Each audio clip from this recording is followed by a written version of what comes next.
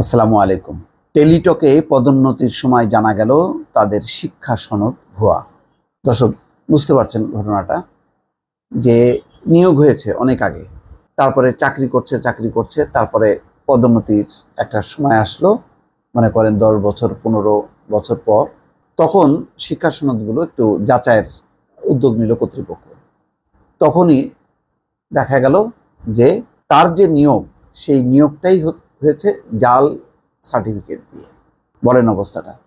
তাহলে এই যে রাষ্ট্রায়ত্ত প্রতিষ্ঠান, টেলিটক তো রাষ্ট্রায়ত্ত প্রতিষ্ঠান, এরকম কত রাষ্ট্রায়ত্ত প্রতিষ্ঠান আছে, সেখানে যে টাকা পয়সা দিয়ে সবাই চাকরি নেয়, শুধু টাকা পয়সা দেয় শুধু তাই না, জালিয়াতির যে সনদ সার্টিফিকেট, সেগুলো দিয়ে টাকা দিয়ে তারপরে তারা যোগ দিচ্ছে, তারপরে বছরকে বছর পার করছে, অনেকে হয়তো তার চাকরি জীবনও শেষ করছে। কিন্তু যখনই যাচাইয়ের বিষয়টা আসছে তখনই ধরা পড়ছে।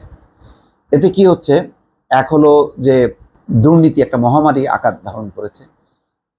কার যে যোগ্যতা আছে কার যে যোগ্যতা নেই বোঝা যাচ্ছে না।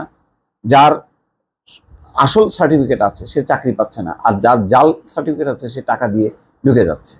তার হচ্ছে এখন ওই লোকগুলো যারা এই কাজগুলো করছে তারা নিজেরাও ভুক্তভোগী হচ্ছে, তখন আর কিছুই করার থাকছে না। আর প্রতিষ্ঠান হচ্ছে দিনের পর দিন সাফার করলো এই ধরনের ভুয়া সনদধারী ব্যক্তিদেরকে নিয়ে। দেখেন কি ভয়ঙ্কর খবর। 19 বছর আগে রাষ্ট্রায়ত্ত মোবাইল ফোন অপারেটর টেলিটক লিমিটেডের বিপণন বিভাগে নির্বাহী কর্মকর্তা হিসেবে যোগ দেন মীর সাইফুল ইসলাম। চাকরিতে যোগদানের আগে নিয়ম মেনে সব শিক্ষা সনদ জমা দেন। পদোন্নতির জন্য তার শিক্ষা সনদ যাচাইয়ের সিদ্ধান্ত হয়।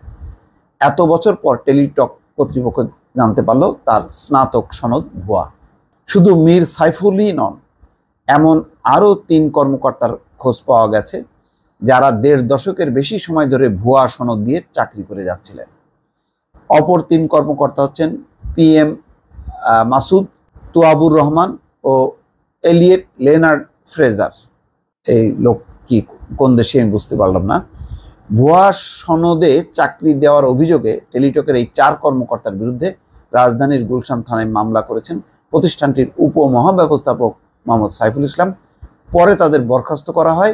বর্তমানে এই 4 কর্মকর্তা পলাতক। গুলশান থানার কর্মকর্তারা বলছেন যে জালিয়াতির মাধ্যমে সনদ সংগ্রহ করা টেলিটকের কর্মকর্তারা পালিয়ে বেড়াচ্ছেন, তাদের গ্রেপ্তারে বাসায় অভিযান চালানো হচ্ছে। টেলিটকের কর্মকর্তা ও বাদী মোহাম্মদ সাইফুল ইসলাম জানান, কর্মকর্তাদের পদোন্নতির সিদ্ধান্ত নেয় টেলিটক। পরে পদোন্নতিযোগ্য 36 কর্মকর্তার সনদ যাচাইয়ের সিদ্ধান্ত হয়। এর মধ্যে 4 জনের সনদ ভুয়া বলে প্রমাণিত হয়। তাই টেলিটক বোর্ডের সিদ্ধান্ত অনুযায়ী গত 2 এপ্রিল 4 কর্মকর্তার বিরুদ্ধে মামলা হয়েছে। এখন এর দায়টা কার?